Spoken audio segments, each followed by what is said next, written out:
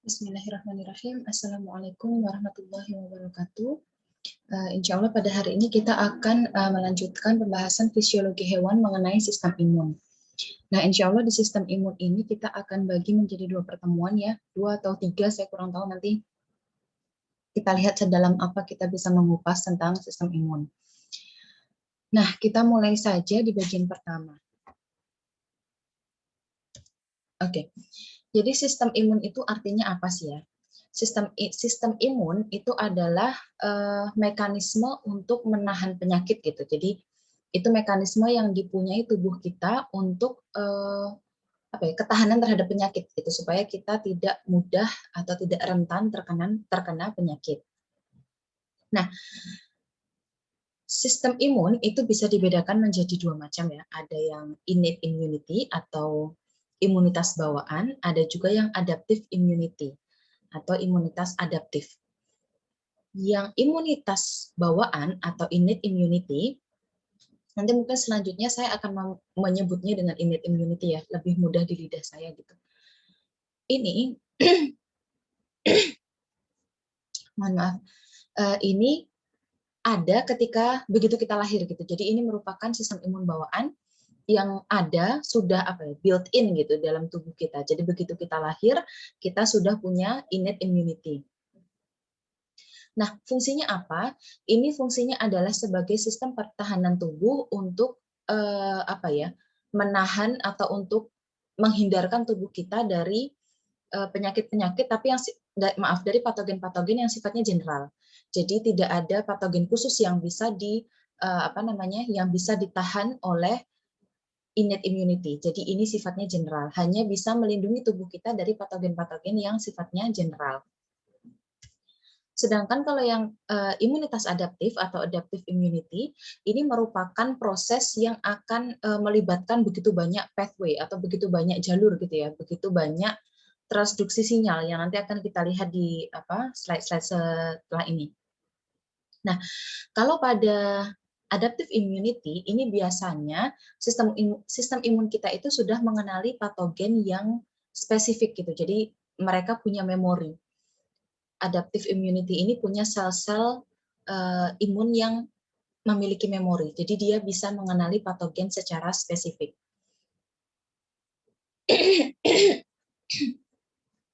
Jadi saya ulang lagi bahwa ada dua macam sistem imun di tubuh kita. Yang pertama ada innate immunity, yang kedua ada adaptive immunity. Yang mana innate immunity ini adalah sistem imun yang sudah ada di tubuh kita sejak kita lahir. Jadi ini merupakan yang sistem pertahanan tubuh yang built-in yang sudah dibawa sejak lahir. Tapi patogen yang bisa dikenali oleh sistem imun bawaan ini patogen yang khusus. Jadi patogen yang umum, jadi yang general gitu ya, spektrumnya besar. Sedangkan kalau yang adaptive immunity, ini biasanya didapatkan sejak kita mulai terpapar dengan lingkungan luar ya, begitu kita lahir dari rahim ibu kita, kemudian terpapar dunia luar, nah itulah kita terpapar berbagai macam patogen, nanti yang akan membentuk adaptive immunity, yang mana adaptive immunity ini akan mengenali patogen-patogen di spektrum yang lebih kecil dan spesifik seperti itu. Nah, ini kita kembali lagi di pengertian sistem imun innate ya, atau sistem imun bawaan. Ini adalah definisinya itu adalah respon tubuh atau respon sistem imun terhadap berbagai macam variasi patogen yang fungsinya untuk melindungi kita juga. Jadi tubuh kita ini ketika kita terpapar patogen, maka tubuh kita ini akan langsung memberikan respon imun, yang mana respon imun ini fungsinya untuk mempertahankan tubuh kita, untuk melindungi tubuh kita seperti itu. Tapi itu tadi kembali ya bahwa patogen atau toksin yang bisa diatasi oleh sistem imun innate ini spektrumnya luas, jadi umum. Ini ya kita terlahir dengan imunitas semacam ini, jadi ini sudah bawaan sejak lahir. Kemudian ada dua mekanisme defense atau dua mekanisme pertahanan pada innate immunity. Jadi kembali lagi kalau secara umum Sistem imun itu ada dua, sistem imun dalam tubuh kita, ada yang innate immune system, ada yang adaptive immune system. Nah, innate immune system itu bisa dibagi menjadi dua lagi. Yang pertama adalah mechanical defense atau pertahanan fisik. Yang kedua adalah internal defense atau pertahanan secara kimiawi. Nah, kita lihat kalau yang mechanical defense, maaf ini judulnya keliru ya. Mechanical defense itu siapa saja sih pendirinya atau terdiri dari apa saja isi gitu ya. Mechanical defense itu terdiri dari apa aja? Yang pertama ada kulit, kemudian ada membran-membran mukosa, ada air mata, ada ludah, kemudian ada mukus ya, ada silia, epiglottis, kemudian ada urin, ada feses, ada muntah. Ini merupakan mechanical defense atau pertahanan secara fisik. Teman-teman ingat ya kalau yang organ tubuh terbesar di manusia itu apa? Karena kita mikirnya nanti ada otak, ada jantung gitu ya. Enggak, sebenarnya organ tubuh terbesar pada manusia itu adalah kulit yang merupakan juga first barrier atau pertahanan pertama gitu ya pada pertahanan pertama tubuh kita terhadap patogen. Kalau nggak ada kulit, bayangkan patogen langsung masuk ke jaringan gitu ya, langsung masuk ke, nggak ada kulit itu berarti nggak ada epidermis, nggak ada dermis, jadi langsung masuk ke tisu, masuk ke jaringan. Bayangkan kalau kita tidak punya membran mukosa, yang mana membran mukosa ini fungsinya untuk mensekresikan mukus. Bayangkan seperti itu. Kita ada patogen, nggak ada mukusnya, ya udah nggak ada mekanisme pertahanan, patogennya akan mudah gitu hidup dalam tubuh kita. Karena nggak ada mekanisme ekskresi. Kalau mukus itu kan fungsinya kan untuk trapping ya, untuk menjebak patogen supaya nanti bisa dikeluarkan gitu. Kayak kalau kita umbelen gitu loh, kita ingusan kayak gitu kan. Sebenarnya kan itu merupakan respon dari sistem imun supaya mensekresikan patogen. Begitu juga ludah, air mata, keringat ya. Terus urin jelas ya, urin itu membuang patogen juga, feses, vomiting juga jelas untuk membuang patogen. Kemudian ada yang pertahanan secara kimiawi, yaitu ada sebum itu yang kelenjar minyak, kemudian ada lisozim, ada gastric juice atau ini adalah cairan lambung. Cairan lambung itu kan asam banget ya. Sebenarnya sih kenapa sih kalau dipikir-pikir ya Allah kok kita bisa hidup sampai sekarang ini, padahal kalau kita belajar mikrobiologi bahwa di semua di semua surface, di semua permukaan di area dekat kita ini semuanya isinya adalah patogen. Patogen itu berarti mikroflora yang jahat ya, yang menyebabkan penyakit gitu. Itu banyak sekali gitu ya, banyak sekali, dan ini di area-area jangkauan kita. Coba teman-teman kalau pernah melihat dapat survei gitu, menurut teman-teman mana sih benda yang paling kotor gitu? Orang bilang toilet ya gitu karena buat defekasi, tapi sebenarnya enggak. Yang paling kotor tuh HP kita gitu, karena tangan kita kemana-mana, kadang lupa nggak cuci tangan, terus kita main HP, apalagi sekarang pakai touchscreen kan ya, jadi itu isinya sebenarnya kan patogen semua gitu loh, isinya mikroflora. Nah, begitu juga di kulit kita, ini kan sebenarnya isinya banyak, sebenarnya kita juga di permukaan kulit kita kan ribuan jutaan mikroflora ya, artinya kita tuh sebenarnya dikelilingi oleh patogen. Dan mungkin nggak sih ketika kita makan, ketika kita minum, gelas kita, sendok kita, tuh sebenarnya ada mikrobanya, ada patogennya, kan mungkin banget ya. Tapi alhamdulillah sampai sekarang kita masih hidup, tumbuh dengan sehat normal. Karena apa? Karena ada mekanisme-mekanisme seperti ini. Karena Allah nggak menciptakan kita segitu lemahnya gitu ya.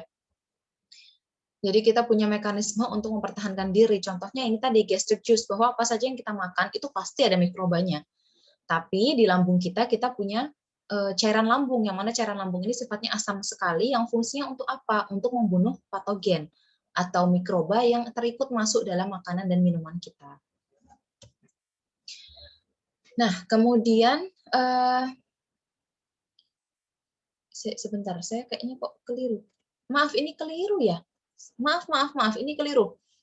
Jadi ada mechanical defense, kemudian ada, maaf kok saya jadi bingung. Mechanical defense, internal dan chemical defense itu beda ya, maaf teman-teman. Jadi ini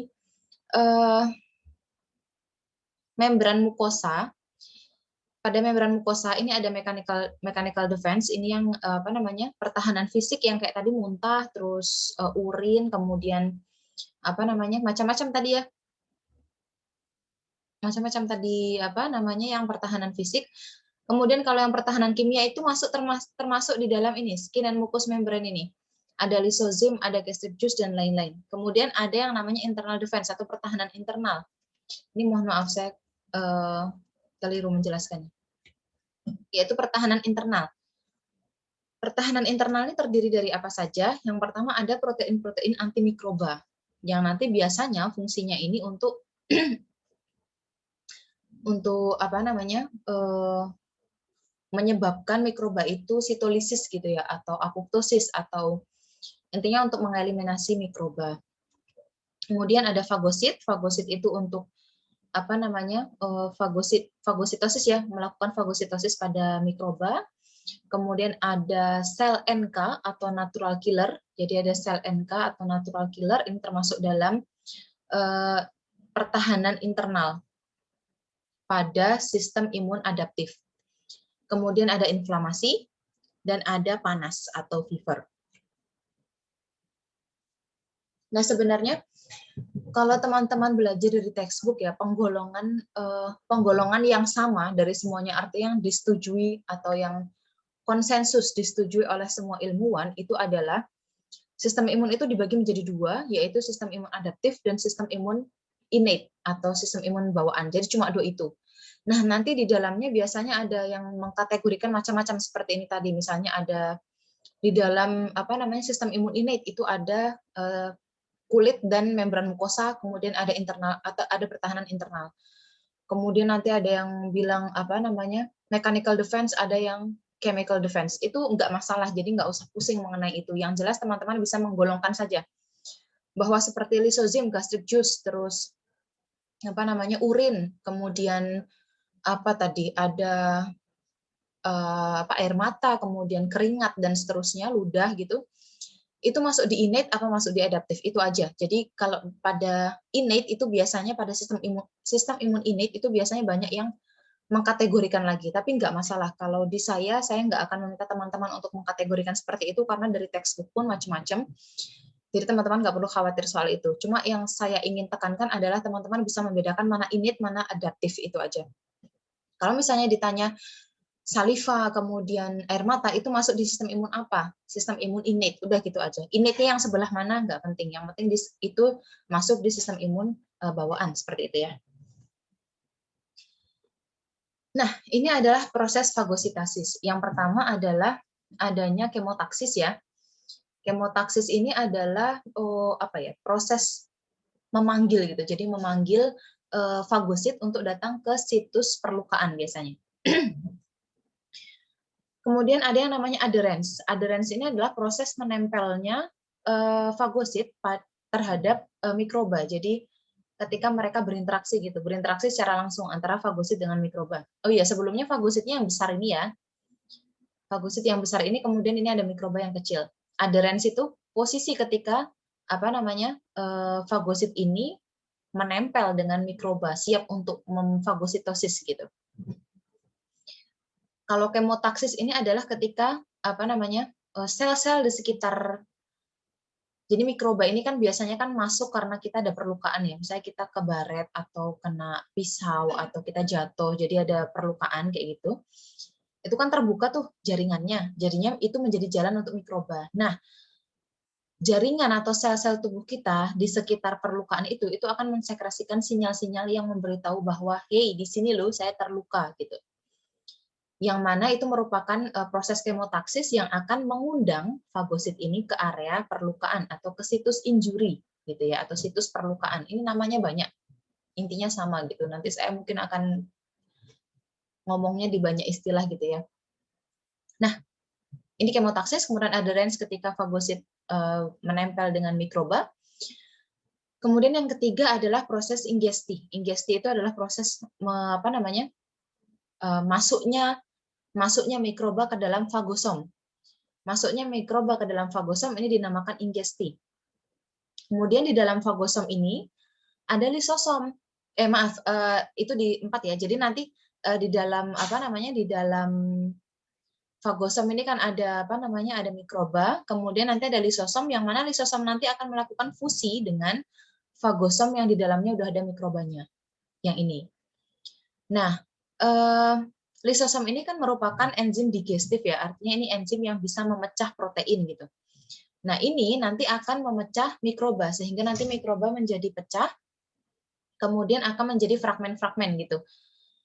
Nah, fagosom yang sudah berfusi ini terus punya punya fragmen-fragmen mikroba ini kemudian nanti akan akan dikeluarkan dari fagosit. Jadi nanti dia akan akan keluar dari fagosit kemudian diekskresikan gitu ya. Jadi akan didegradasi seperti itu. Nah, proses di mana lisosom ini menghancurkan atau melisiskan mikroba ini dinamakan digesti. Ya, kalau digesti itu sama saja membunuh sih ya. Ini lisosomnya ini membunuh mikroba seperti itu. Nah, ini memang ada sisanya. Jadi ketika ketika mikroba itu didigesti atau mikroba itu dihancurkan oleh lisosom, itu nggak mungkin mikroba itu bisa pecah semua gitu. Artinya menjadi material-material yang kecil itu nggak bisa seperti itu. Jadi pasti akan ada fragmen sisa. Yang mana fragmen sisa itu biasanya disebut yang indigestible material. Artinya itu materi-materi yang memang tidak bisa didigesti. Nggak bisa dimakan gitu. Jadi nanti akan dikeluarkan seperti itu. Ada materi-materi yang seperti ini, yang kecil-kecil gitu. Tapi ini mikrobanya udah mati kalau yang seperti ini. Kemudian kita lanjutkan ke inflamasi. Nah, proses inflamasi ini menarik ya, karena ini hubungannya dengan panas gitu, demam yang biasa kita rasakan sehari-hari gitu ya. Ini dekat sekali dengan kehidupan kita, jadi cukup menarik untuk dikupas gitu. Jadi, sebelum kita bicara mengenai demam ya, kita bicara mengenai inflamasi dulu. Yang mana inflamasi ini merupakan salah satu respon dari sistem imun gitu ya. Awalnya yang membuat inflamasi itu pembengkakan ya, pembengkakan ini yang perlu dikenali teman-teman. Inflamasi artinya pembengkakan. Jadi saya sebutkan tadi misalnya kita jatuh atau kena pisau atau kena jarum sehingga ada perlukaan di kulit ya. Nah, ini kan menjadikan terpapar dengan dunia luar, terekspos dengan lingkungan luar, menyebabkan jalan mikroba gitu. Jadi mikrobanya bisa masuk. Nah, sel-sel di sekitar situs perlukaan ini akan mensekresikan sinyal yang tadi sudah saya bilang, sinyal untuk mengundang sistem imun gitu supaya sistem imun itu merespon gitu terhadap perlukaan ini. Namanya kemotaksis tadi. Nah, kemotaksis ini nanti akan ditangkap oleh fagosit. Fagosit ini bisa monosit, bisa neutrofil ya. Dia akan datang ke situs perlukaan kemudian akan memfagositosis. Nah, sekarang jenis inflamasi dulu. Jadi inflamasi itu adalah proses pembengkakan tadi sudah disebutkan. Yang ini biasanya disebabkan karena ada mediator-mediator kimia, kemudian ada respon seluler terhadap perlukaan. Yang perlukaan ini kemudian mengundang mikroba. Jadi ini merupakan hasil atau respon dari sistem imun yang menghadapi mikroba gitu. Hasilnya adalah inflamasi ini. Nah, inflamasi ini merupakan kadang-kadang kalau kita melihat inflamasi ya kayak ini tuh merupakan suatu kegagalan gitu ya, suatu penyakit gitu. Jadi kita melihat inflamasi itu sesuatu yang negatif. Karena biasanya kalau kita melihat orang yang atau kita sendiri deh, kita melihat ada bagian tubuh kita yang mengalami inflamasi, itu kan sakit, merah, dipegang juga sakit, bengkak kayak gitu ya. Jadi kita lihat itu sebagai hal yang negatif. Padahal sebenarnya enggak. Sebenarnya inflamasi itu adalah proses yang sangat dibutuhkan oleh tubuh kita. Kenapa? Karena ini merupakan salah satu proses pertahanan tubuh dan juga nanti akhirnya akan menjadi proses repairment atau proses perbaikan dari kerusakan yang terjadi, kan awalnya dari kerusakan ya.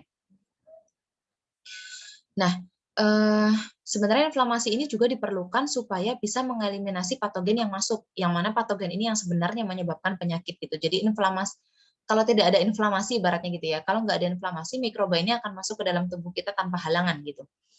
Nah, maka dihalangi oleh yang namanya inflamasi atau pembengkakan. Nah, tapi kalau inflamasinya memang eksesif, artinya dalam apa ya, inflamasinya itu parah gitu, ekstrim gitu ya. Nah, ini memang tidak boleh. Jadi memang kita harus jeli gitu. Kapan sih inflamasi itu apa namanya? Inflamasi itu disebut normal, jadi kondisi respon sistem imun tubuh yang normal. Kapan inflamasi ini menjadi sesuatu yang membahayakan gitu. Jadi kita harus jeli ketika kita mengalami inflamasi, kita lihat, kita jeli mengamati mana yang harus segera dibawa ke rumah sakit gitu ya. Nah, inflamasi ada dua, yaitu ada inflamasi kronik, ada inflamasi akut, ada inflamasi kronik. Nah, yang inflamasi akut ini biasanya terjadi segera setelah terjadinya ini perlukaan pada jaringan. Jadi begitu ada perlukaan jaringan, kan biasanya kita berdarah tuh. Jadi begitu ada perlukaan jaringan, maka pembuluh darahnya harus langsung melakukan vasokonstriksi. Fungsinya apa? Supaya tidak terjadi perdarahan.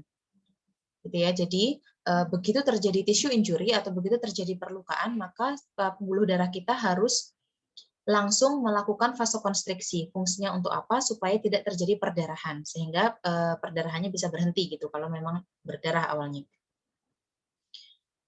Kemudian setelah melakukan vasokonstriksi, memastikan bahwa darah tidak ada yang apa namanya tidak terjadi perdarahan lagi, maka pembuluh darah harus melakukan vasodilatasi. Yang mana vasodilatasi ini akan meningkatkan permeabilitas dari membran pembuluh darah atau membran vaskuler. Ini membran vaskulernya. Dan ketika pembuluh darah itu melakukan vasodilatasi, maka permeabilitasnya menjadi meningkat gitu. Kenapa meningkat? Supaya sistem imun ini, komponen-komponen dari sistem imun ini bisa menembus membran vaskuler kemudian ke area injury seperti itu ya. Kalau ini tidak vasodilatasi, maka tidak ada peningkatan permeabilitas sehingga nanti sel darah putih atau komponen sistem imun tubuh kita tidak bisa melakukan emigrasi. Itu. Kemudian kenapa sih kok bisa vasodilatasi gitu ya? Tadinya kan harusnya kan vasokonstriksi supaya tidak terjadi perdarahan. Kenapa bisa vasodilatasi? Hal ini disebabkan karena adanya pelepasan histamin. Jadi tadi ketika terjadi perlukaan ini, maka kan ada sel-sel atau komponen dari sistem imun innate itu yang langsung bereaksi. Salah satu dari komponen salah satu komponen dari sistem imun tersebut itu namanya sel mast. Yang mana sel mast ini merupakan sel yang di dalamnya ada granulnya ya, jadi dia bisa mensekresikan histamin. Nah, histamin ini akan menyebabkan vasodilatasi pada membran vaskuler sehingga nanti bisa menjadi jalan untuk bisa menjadi jalan untuk komponen lain pada sistem imun supaya bisa emigrasi. Selain itu, dengan adanya vasodilatasi ini akan mempercepat aliran darah ya, akan mempercepat aliran darah sehingga ketika aliran darah semakin cepat, itu harapannya dia juga akan cepat mengeliminasi mikroba yang sudah terlanjur masuk dalam pembuluh darah seperti itu. Juga nanti harapannya dengan adanya peningkatan aliran darah ini akan mendilusi atau ya dia akan mendilusi toksin atau racun dan juga mendilusi metabolit bakteri gitu ya sehingga bisa langsung dibuang dari sistem tubuh. Nah, kemudian tadi ya fungsinya vasodilatasi itu yang pertama untuk meningkatkan permeabilitas membran. Terus yang kedua untuk meningkatkan aliran darah. Nah, kedua hal ini akan menyebabkan munculnya tanda-tanda inflamasi. Apa aja tanda-tanda inflamasi? Yang pertama ada eritema atau kemerahan. Jadi biasanya kalau teman-teman lihat, kalau teman-teman digigit nyamuk toh, biasanya area yang digigit nyamuk itu merah ya, gitu, merah bengkak pula. Nah, itu nama kemerahannya itu namanya disebut dengan eritema. Kemudian ada edema. Edema itu swelling atau pembengkakan. Jadi teman-teman, saya ulang lagi, yang contohnya yang simple aja yang kita tiap hari mungkin merasakan ya, digigit nyamuk atau digigit serangga itu pasti nanti akan merah, yang mana merah itu dinamakan eritema. Kemudian ada edema atau swelling atau pembengkakan. Kalian kan kalau digigit nyamuk atau serangga kan pasti bengkak toh. Nah, itu edema namanya. Tapi biasanya nggak panas atau nggak sakit karena cuma digigit serangga aja. Tapi kalau misalnya kalian digigit tawon misalnya, nah itu mungkin karena ada apa ya, ada tawon tuh punya nggak tahu punya racun apa punya nggak tahu chemical apa, saya juga nggak tahu, yang menyebabkan eh, akibat yang kita rasakan itu lebih lebih kuat gitu. Jadi nggak cuma kayak digigit nyamuk. Kalau digigit nyamuk kan cuma cuma ada eritema sama ada edema aja, tapi kalau dipegang kan nggak sakit atau malah gatal gitu ya. Tapi kalau digigit apa namanya, digigit tawon itu udah eritema, udah edema, kemudian biasanya panas juga, terus sakit gitu, ditekan sakit. Nah, ini yang biasanya lebih severe ya, lebih parah gitu. Gigitan atau ada apa ya, toksin yang masuk itu lebih parah atau racun yang masuk lebih parah. Nah, kemudian tadi saya sebutkan dua ya fungsi dari vasodilatasi. Yang pertama ada apa namanya, meningkatkan permeabilitas membran. Kemudian yang kedua ada meningkatkan aliran darah. Ada lagi fungsi yang ketiga, ketinggalan, maaf ya. Ini hubungannya dengan percepatan apa namanya, percepatan pengiriman atau delivery dari komponen-komponen sistem imun. Jadi kan komponen-komponen sistem imun itu kan dibawanya dari darah tuh. Semakin cepat aliran darahnya, maka sistem imun atau komponen sistem imun yang terikut di aliran darah ini maka akan semakin cepat juga gitu. Jadi mempercepat delivery dari komponen sistem imun ke situs perlukaan. Kemudian karena adanya apa namanya? Karena banyaknya komponen sistem imun ini ya, ini bisa jadi inflamasinya itu makin parah. Kenapa makin parah? Karena makin banyak fagosit yang datang ke situs perlukaan, yang mana fagosit ini bisa mensekresikan atau bisa mensekresikan zat-zat kimia yang sifatnya proinflamatori, artinya zat-zat kimia yang menyebabkan inflamasi gitu. Ketika dia diaktifkan oleh apa namanya, kemotaksis ini. Contohnya kalau yang kemotaksis tadi kan misalnya ada apa namanya, ada antihistamin tadi ya. Nah, jadi fagosit ini bisa mensekresikan zat-zat kimia yang sifatnya proinflamatori, jadi menyebabkan inflamasi. Jadi semakin banyak fagositnya, maka mungkin gejala inflamasi yang terlihat di mata kita itu juga semakin parah gitu ya. Gitu. Kemudian ketika proses inflamasi ini akan disekresikan suatu apa namanya, suatu sitokin ya yang dinamakan bradikinin. Bradikinin ini fungsinya menjaga supaya pembuluh darah kita ini tetap dalam kondisi vasodilatasi gitu, supaya dia nggak kembali normal lagi. Kalau kembali normal lagi berarti aliran darahnya nanti akan mengecil gitu. Nah, kita nggak mau.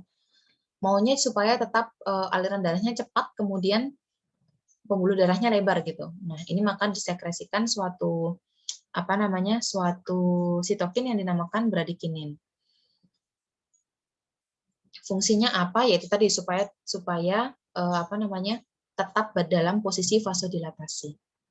Nah, ketika teman-teman mengalami luka, biasanya kan ada juga yang kalau nggak segera diobati misalnya gitu ya, nggak segera dibersihkan, itu ada yang apa ya, muncul atau terbentuk nanah gitu ya. Nanah ini namanya pus. Nah, pus ini merupakan akumulasi dari neutrofil, kemudian sel-sel yang mati, kemudian cairan-cairan apa, jaringan, dan juga cairan limpa gitu. Jadinya apa namanya, ini merupakan sesuatu hal yang wajar ketika tubuh kita mengalami apa namanya, ketika tubuh kita mengalami perlukaan kemudian ada nanah, itu merupakan sesuatu hal yang wajar. Nah, biasanya kalau misalnya lukanya itu di dalam ya, nggak kelihatan gitu ya, itu juga sebenarnya tetap ada nanah di situ, cuma nggak kelihatan aja karena mungkin jumlahnya tidak banyak gitu. Beda kalau misalnya lukanya itu sudah lama tidak diobati, kita tidak melakukan treatment apapun, biasanya pembengkakannya akan semakin parah gitu, kotor gitu ya. Jadi infeksi pertama nanti ada infeksi sekunder kayak gitu-gitulah. Jadi pushnya makin banyak sehingga akhirnya harus dipecah gitu atau mungkin malah pecah sendiri. Tapi seandainya luka itu tetap kita rawat gitu ya, sebenarnya tetap terbentuk nanah. Cuma nanahnya itu mungkin terjadinya di dalam gitu. Jadi begitu nanti sudah terkumpul, nanah itu sudah cukup banyak, itu nanti akan dibantu oleh makrofag untuk menghilangkan nanah ini dari sistem tubuh kita gitu. Jadi sebenarnya nanah itu kelihatan atau enggak, itu pasti ada gitu. Pasti ada ketika terjadi perlukaan seperti ini karena itu merupakan mekanisme normal dari sistem imun seperti itu. Nah, sekarang kita lanjut ke inflamasi kronik. Inflamasi kronik ini lebih parah ya. Jadi kalau misalnya inflamasi akut ini ternyata itu tidak bisa menghilangkan patogen dari tubuh kita, bisa jadi inflamasinya itu menjadi inflamasi kronik. Artinya apa? Dari luar itu kelihatan inflamasinya sudah sembuh gitu. Kelihatannya sudah nggak inflamasi lagi, udah nggak ada bengkak, nggak ada merah, nggak sakit. Jadi udah nggak ada tanda-tanda inflamasi. Tapi ternyata jauh di sini misalnya ya, di jaringan yang lebih dalam itu inflamasinya masih ternyata. Nah, ini kalau terjadi lama artinya berhari-hari, berminggu-minggu, bertahun-tahun, berbulan-bulan gitu ya. Ini namanya inflamasi kronik. Jadi kalau dari luar ini lukanya sudah menutup gitu. Tapi ternyata di dalam ini ada inflamasi seperti itu. Ini memungkinkan terjadi hal ini. Kemudian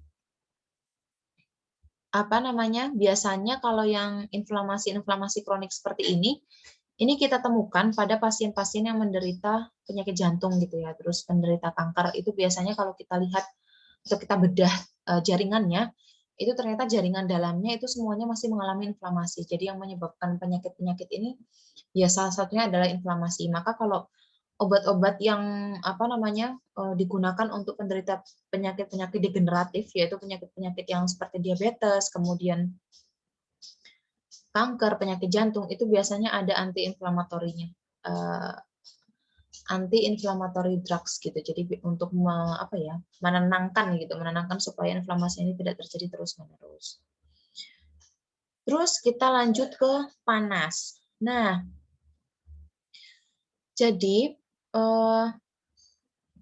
panas itu adalah suatu mekanisme inflamasi juga. Jadi ini salah satu mekanisme inflamasi, hanya saja ini melampaui inflamasi akut. Jadi kalau inflamasi akut ini tadi kan hanya di satu tempat ya, artinya satu tempat saja yang bisa kita lihat, dan inflamasi ini tidak terjadi di area lain pada tubuh kita. Tapi kalau panas ini merupakan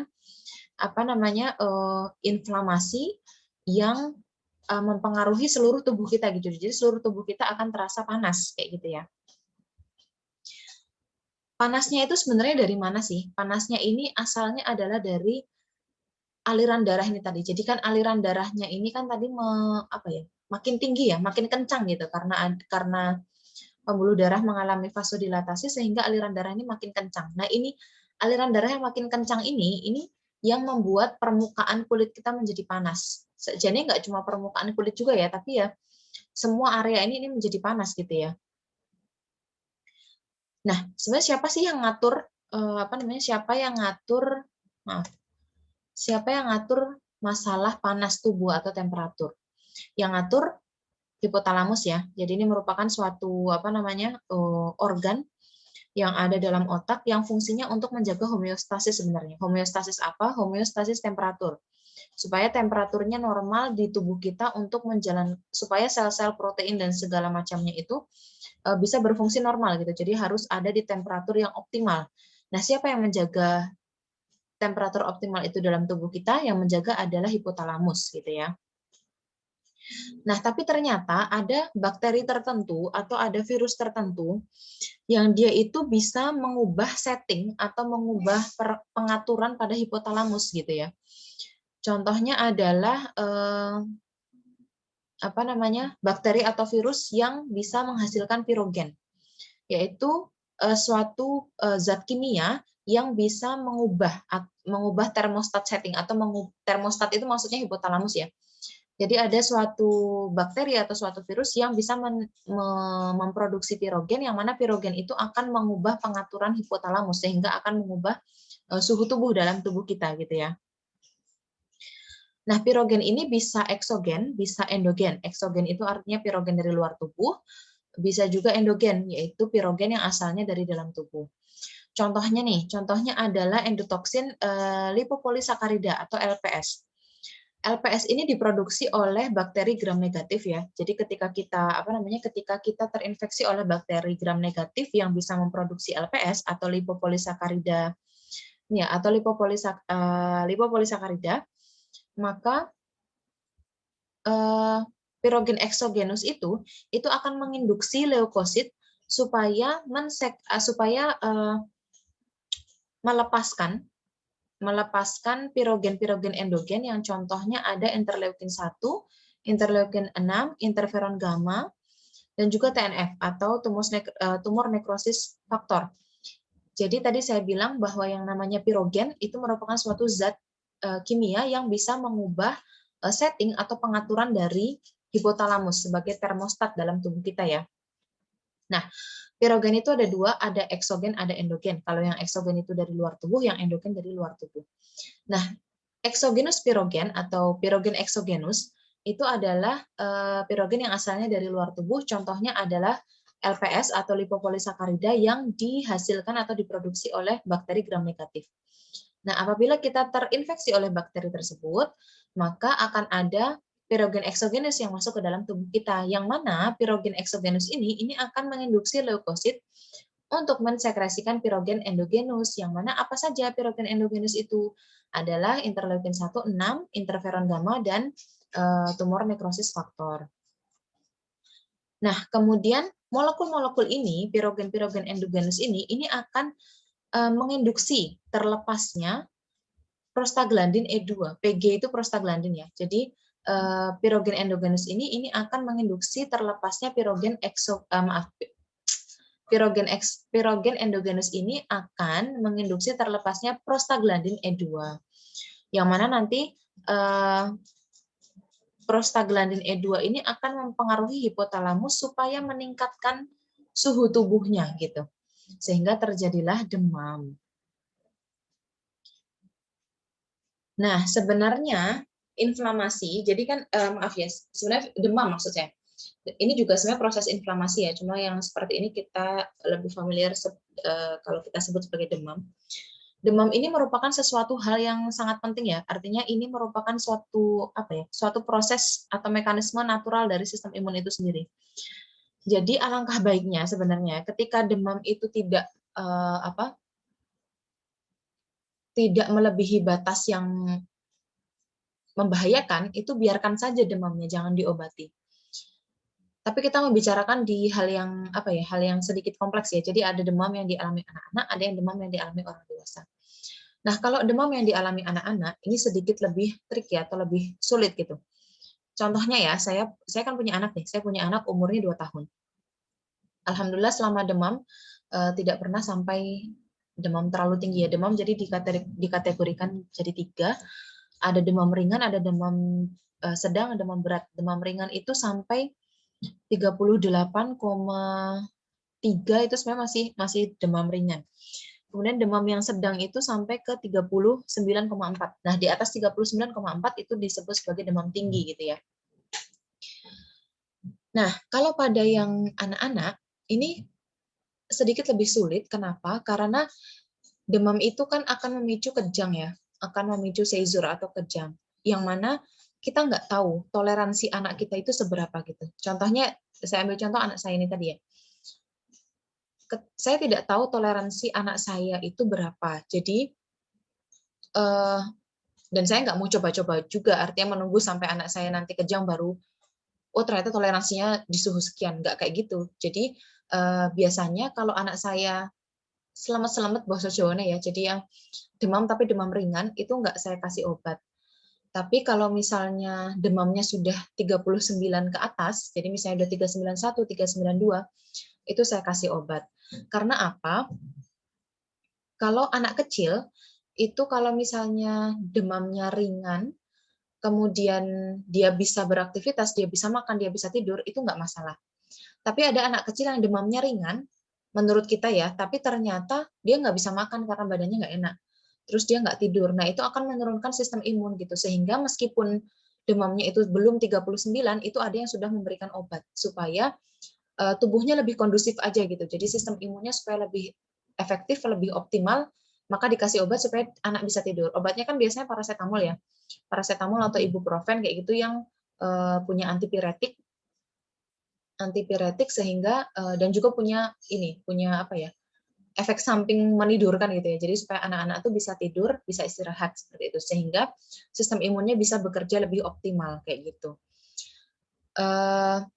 Kalau nanti misalnya kita menunggu gitu ya, kita punya idealisme. Oh, kalau saya kasih obat anak saya kalau demamnya udah 39 misalnya. Lah, masalahnya itu tadi kita nggak tahu toleransi anak kita berapa. Kalau ternyata di 387 anak sudah kejang bagaimana gitu. Jadi jangan sampai kita kecolongan seperti itu. Itu yang poin yang ingin saya sampaikan kepada teman-teman. Jangan sampai kita kecolongan gitu.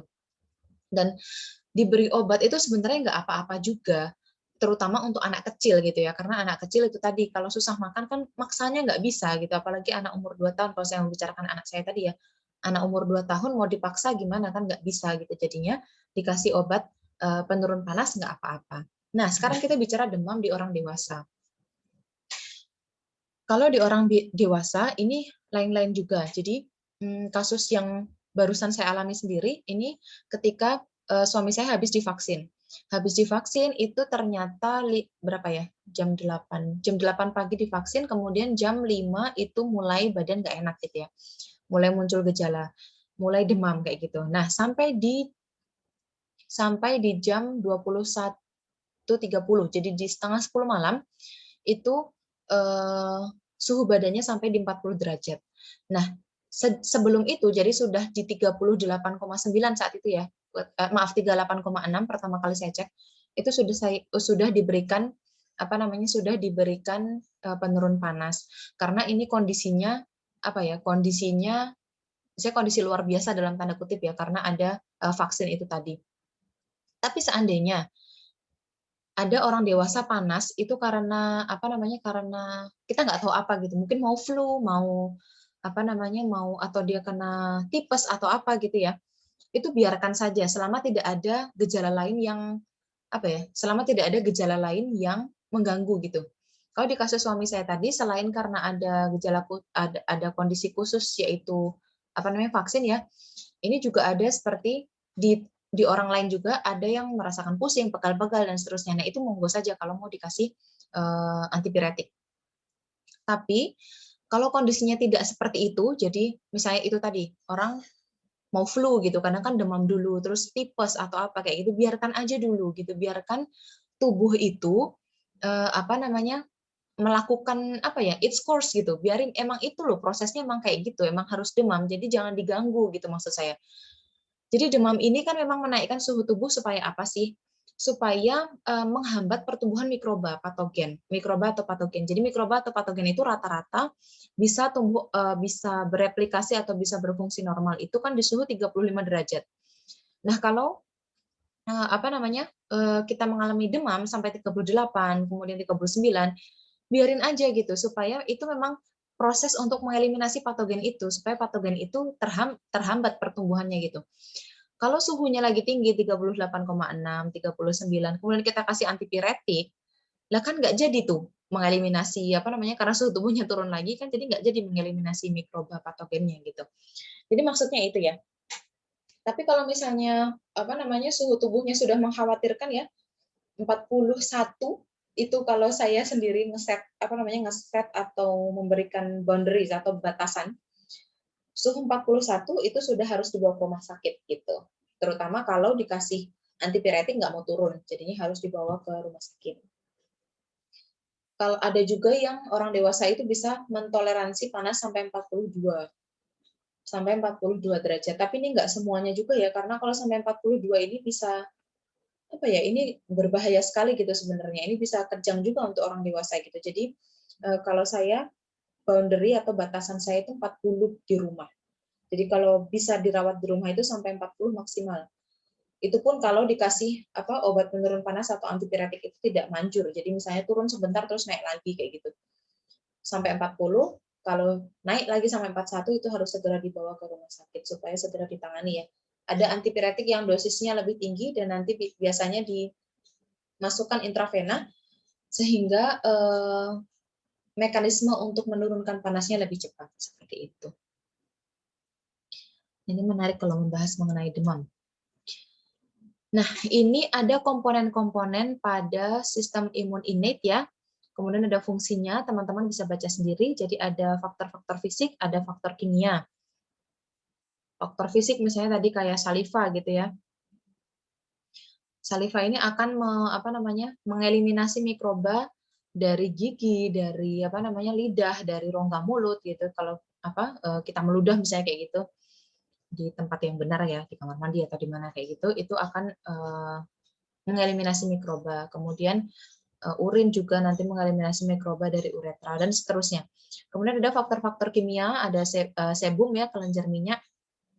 Ini menghasilkan film yang sifatnya asam sehingga nanti akan menghambat pertumbuhan banyak mikroba gitu. Jadi sebum ini fungsinya untuk menghambat pertumbuhan mikroflora di kulit karena dia akan membentuk biofilm, bukan biofilm, dia akan membentuk film gitu yang sifatnya asam. Gitu. Kemudian ada vaginal secretion atau sekresi vagina. Ini merupakan sekresi atau cairan yang dikeluarkan oleh vagina yang sifatnya asam juga sehingga akan menghambat pertumbuhan banyak bakteri atau mikroba gitu ya. Kemudian ada second line of defense-nya, ada interferon, ada sistem komplement. Maaf, ini tadi kan yang first line of defense ya, ada skin and mucous membrane. Kemudian ini yang second line of defense, ada internal defense, tadi ada substansi-substansi antimikrobia, itu ada interferon, ada sistem komplement, ada iron binding proteins, ada AMP, kemudian ada sel NK, fagosit, inflamasi, dan demam. Kita lihat fungsinya ya, demam ini akan mengintensifikasi atau meningkatkan efek dari interferon. Kemudian dia akan menghambat pertumbuhan beberapa mikroba. Kembali lagi tadi suhu optimalnya untuk mikroba untuk tumbuh dan berkembang itu di 35 derajat ya. Sehingga ketika dinaikkan suhunya dari dalam tubuh harapannya bisa menurunkan, harapannya bisa menghambat pertumbuhan dari mikroba itu. Kemudian sekarang kita masuk di sistem imun adaptif. Artinya apa sih sistem imun adaptif itu? Ini adalah kemampuan tubuh untuk mempertahankan diri dari antigen-antigen spesifik. Sistem imun adaptif ini adalah kemampuan tubuh untuk mempertahankan diri dari antigen-antigen spesifik. Kalau yang sistem imun innate tadi kan yang tidak spesifik ya. Nah, antigen itu apa? Tadi saya sebut antigen ya. Antigen itu apa? Antigen ini adalah substansi yang akan dikenali oleh tubuh kita sebagai benda asing. Itu yang nanti akan menyebabkan respons sistem imun. Saya ulang lagi, antigen ini adalah substansi yang dikenali oleh tubuh kita sebagai benda asing dan akan menyebabkan terjadinya respon imun. Nah, sistem imun adaptif ini mempunyai spesifitas dan juga memori. Jadi ini merupakan fitur fitur utama dari sistem imun adaptif. Yang pertama punya spesifitas yang tinggi karena dia hanya mengenali antigen spesifik saja dan dia mempunyai memori gitu ya, sel memori. Nanti akan kita bahas lebih lanjut memori itu apa. Kemudian pada sistem imun adaptif pada sistem imun adaptif ini dibagi menjadi dua tipe ya. Ada cell mediated, yaitu yang dimediasi oleh sel, kemudian ada yang antibody mediated, yaitu sistem imun adaptif yang dimediasi oleh antibody. Saya ulang lagi, jadi sistem imun adaptif itu punya dua fitur. Yang pertama punya spesifitas tinggi, yang kedua punya memori. Nah, sistem imun adaptif ini dibagi menjadi dua tipe, yaitu sistem imun adaptif yang dimediasi oleh sel dan sistem imun adaptif yang dimediasi oleh antibodi. Oke, insya Allah sampai sini dulu untuk rekaman yang siang ini. Insya Allah nanti akan dilanjutkan di rekaman setelahnya. Ini nanti akan saya posting rekamannya beserta dengan materinya supaya bisa teman-teman pelajari. Terima kasih teman-teman, nanti kita sambung lagi. Kurang lebihnya saya mohon maaf. Wassalamualaikum warahmatullahi wabarakatuh.